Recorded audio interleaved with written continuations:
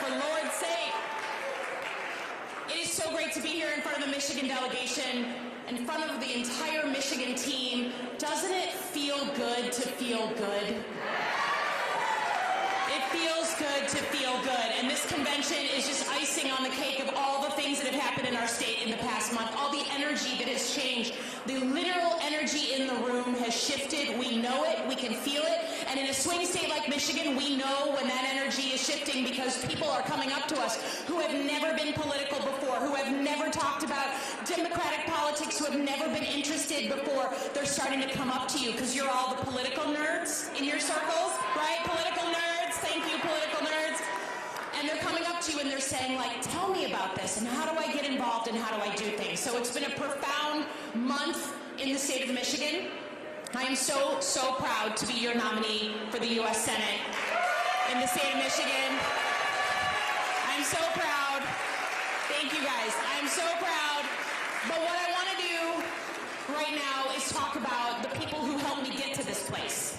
And there are no two people who did more to mentor me and educate me than Dan Kildee and Debbie Stabenow.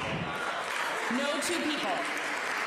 Dan Kildee, as you heard, was the dean of our delegation. So when Haley Stevens and I came in, when Shree and Hillary came in, when the majority of our delegation, Rashida, when everyone came in, Dan was the leader of our delegation. So every single day, from where the heck do I find out where the bathroom is to how do I understand how to navigate this process, Dan Kildee was our touchstone. And not every delegation has a serious, thoughtful, decent person as the head of delegation. Dan Kildee is that guy. When you're sitting in an office meeting or when you're sitting on the shop floor and someone is doing something crazy, you look across at that person, you lock eyes, you're like, are we seeing this right now? That is Dan Kildee on the House floor. He is the person I look for, like, is Marjorie Taylor Greene doing what right now? Is Lauren Boebert doing what right now? Are the two of them doing what right now? So Dan Kildee is the person that I look to.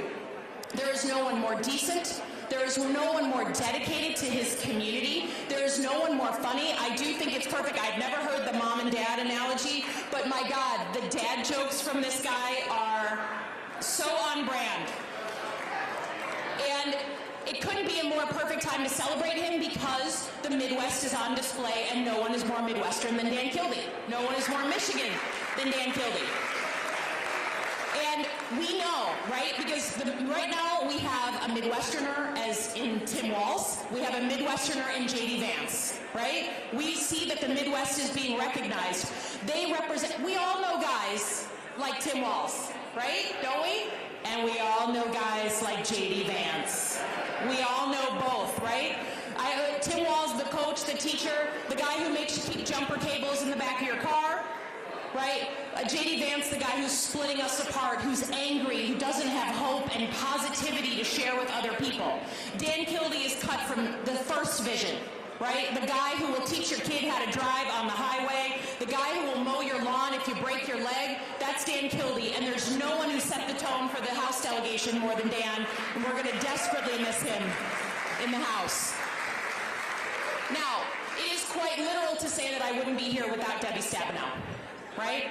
Can we all recognize the first woman ever elected from Michigan to represent us at the state level, from the federal level?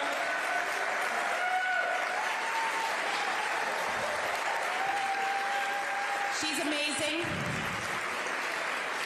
And I've gotten to learn from her all these years, but especially in the past couple of years. We just finished a Thelma and Louise driving tour around Michigan. We put some GoPro cameras in the car. I drove her around. It's not going to end like Thelma and Louise. We all know that that's a bad ending. But two gals driving around the state and her telling me stories of what it was like to run for the first time. Right, where the slogan for her opponent in her first race was basically, I'm not going to be beat by some broad. That was the slogan for her opponent. So the things she put up with, we are standing here as women in Michigan because she stepped forward first. And she and I can be very different, but there is no doubt that I am able to be who I am because she was who she was and plowed through all this pessimism and the anger with women rising to the top. And now, I will draw the through line between Debbie Stabenow and what we're all doing at this convention, which is getting ready to elect Kamala Harris, right?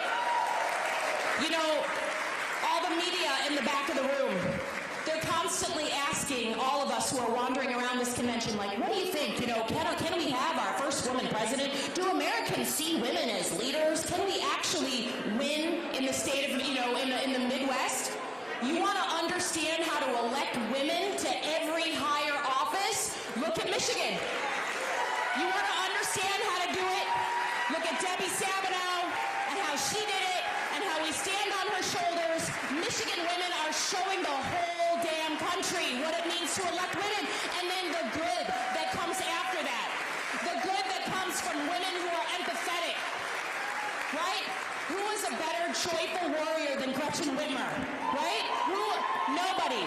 So if you want to understand, to the media in the back of the room, like, is the country ready for the first American president? Look around at this room, look at Debbie Stabenow, and understand we are coming for Donald Trump.